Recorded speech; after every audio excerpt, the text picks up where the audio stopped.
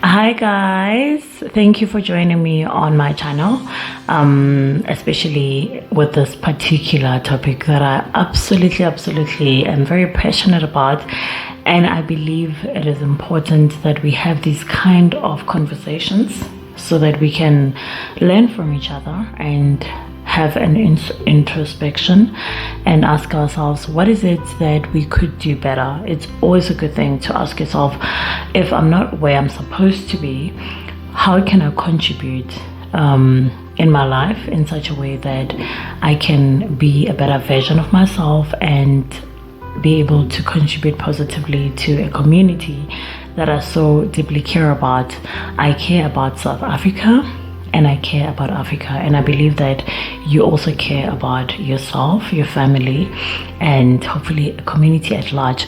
So if we can just get into it, I'm going to be discussing the dangers of labeling our kids versus describing the behavior that they're engaging in. Whatever behavior it is, it could be bad, it could be good, that is irrelevant of the matter. The point that I want to make or put across is that it's always useful to understand and remember that as human beings we are constantly growing, hopefully, because if you're not growing, then unfortunately you are dying. Even if you are alive, as in like you have breath in your lungs, your brain is not growing, it is unfortunately dying. So it's important that we are mindful of the kind of first language that we use with our kids, and it is very important to be mindful of how that affects them. A lot of people don't necessarily believe or even get to think about how what they say affects others, even to yourself. So this is not only to other people but to yourself as well. As a man thinketh, so is he. You will hardly not behave different from how you think. It starts with the thoughts that you have, and then it goes on to other things being actions and words and so forth. So I want to just bring, I would say, an awareness, because a lot of people, if you're an adult, I'm sure you have been in one way or the other labeled in a way that you felt it wasn't necessary or it made you feel uncomfortable, but somehow, some way, there was a part of you that believed maybe you are that, and the worst part, you even lived up to that. I mean, part of healing as an adult, I think it's taking off those labels that you didn't like, that people put on you, or what they wanted you to be and constantly spoke over your life. And now you have to undo some of those things. You're like this, you're like that, you'll never do this, you'll never do that, which is very, unfortunately, dangerous, because someone said if you repeat a lie long enough, it can become the truth. It's not that it is, but you will live it out as if it's the truth. So I want to encourage parents that you have the role and the opportunity to guide your child's perception, how they think about themselves, others, and situations. Instead of you saying to them that you are like this or you're like that, you are lazy, you talk too much, you're a chatterbox, whatever it is, you are a smarty pen. And at times it could very well sound very good, but the problem with that is that the minute you put a label on something, it is as if that's a conclusion, it's a fixed statement, it's it, versus you made a smart choice today by reading a book, or you did well by finishing your food. So now you are describing the action that they did, and it gives them an understanding that for them to continue to improve as a person, they need to continue to choose decisions that are good for them. So you describe a situation and you tell them how that situation is, and you can even take it further if you want them to learn how to explore their emotions. things such as, when you did this, it made me feel that way, or when you say this to me, it made me feel sad, versus them saying to someone, you are bad, or you are a liar, or you are, I mean, yes, there are people who don't tell the truth, I guess, and those people are categorized as liars. But I don't think it's a good thing for you to call someone a liar. You can say to someone that, look, when you didn't tell me the truth, it made me feel this way, versus you're a liar, you're a thief, you are this, you are that. It gives them little room of motivation whatsoever to reflect as to how their actions makes you feel.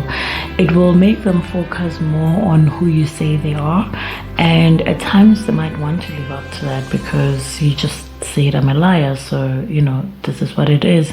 It's not in any way promoting any kind of behavior.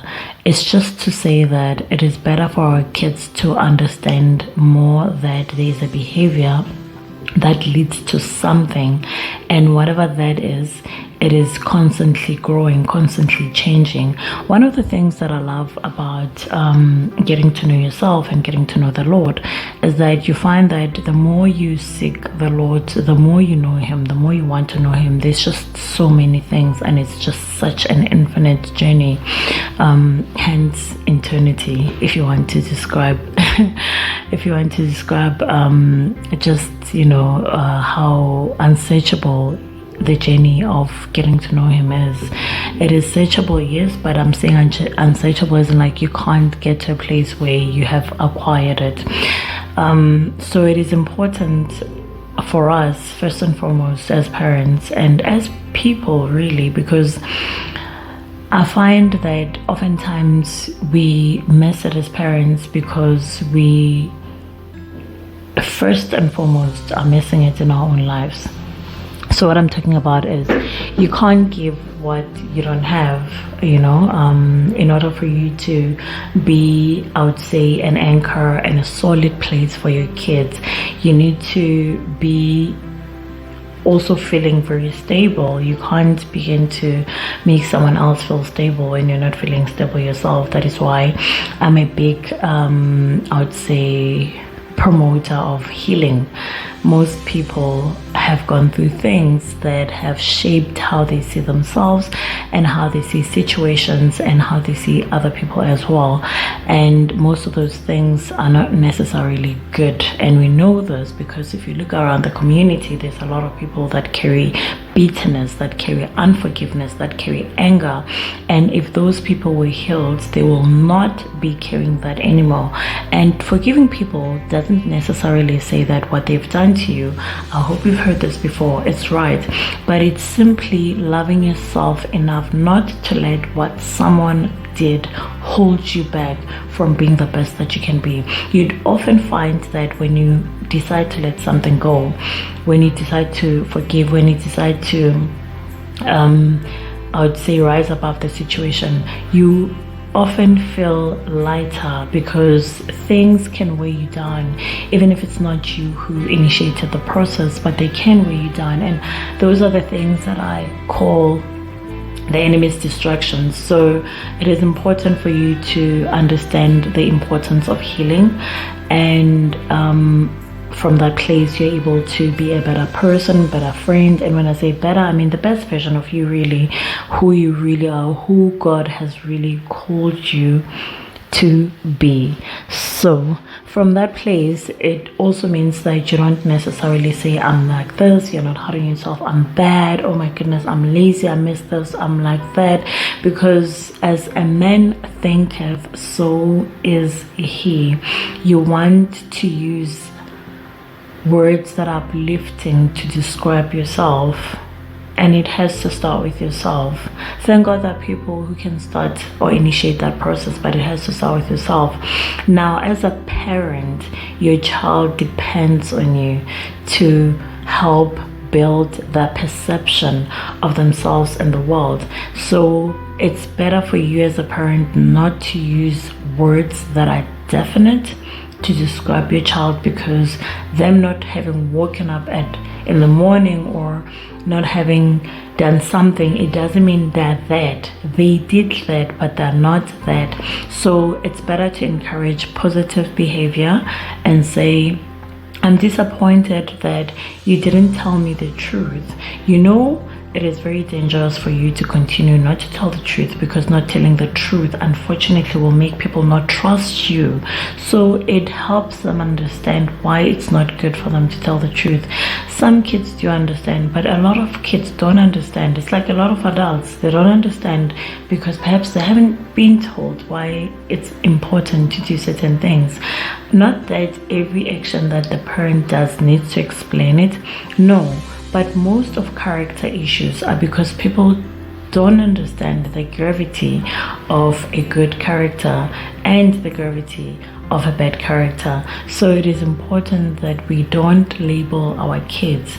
We simply encourage them into the behavior with words that we would like them to behave into. More often than not, when somebody knows that you believe in them and you continue to patiently describe to them the possibility of what you are looking for versus what you think they are, that which they're not doing, they are more likely to push towards that which you believe they can be, because there's some good in that. This is in the context of parents and kids. People in general are like that. People like being complimented, obviously, but I'm talking about in this regard because there's a lot of people as well that they are not looking for change. You're not that parent, and they keep on doing things that are just toxic, and you can't try and encourage that kind of person who's not even looking for any improvement for themselves to actually be a better person. The person has to want change to begin with. You can say, yeah, I know if you put some work into it, you're going to be better at this and that. You'll tell the truth more if you actually decide that you want to do that. But in terms of our kids, they are fertile ground. The best investment that you can do in life is the investment in your kids. Did you know that 60% of Africa's population is under the age of 25? 70% of Africa's, let me just say the sub-Saharan portion of Africa, is under the age of 30. There is so much opportunity in Africa. This simply states that Africa is the future of the world, whether that future is good or bad. Now, we have the power to make that future good and show the world what these beautiful young people are made of. You heard me, I said made of. Now, that made of is not simply just going to be, it's going to take intentionality, it's going to take planning, it's going to take us saying, you know what? We want to pass on to the next generation some of the things that we didn't have. And that's the beauty of this journey, I would say. And also being a believer is that you actually want to see others do better than what you even did. Because you are healed, you want other people not to travel the journey that you have traveled. I think that's beautiful. And I think that is love. That is why I always say, love is not a feeling. Love is a choice. When you love your country and you love your continent and you love, life and humanity and all these things, you will make choices, I would say, that encourage the choice. You will not simply feel your way around. If you want a better place, it starts with you making a decision to be the change that you want to see. So I know and I trust that parents want to see their kids be the best that they can be. It starts with being mindful about how you're parenting your kids and having the right tools to build your kids so that they will be able to transform the environment and to invest in this amazing future that we all want to see.